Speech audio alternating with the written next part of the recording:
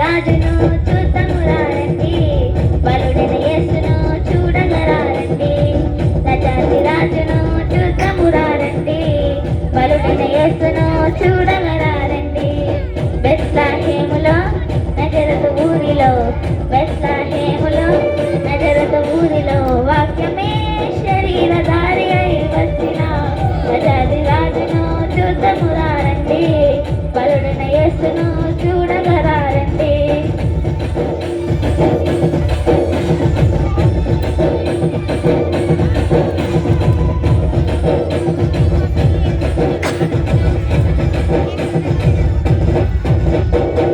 యెషయి ముత్తు నుండి చిగురు పుట్టెను, యూదా రాజుగా భూమిలో ఉదయించెను.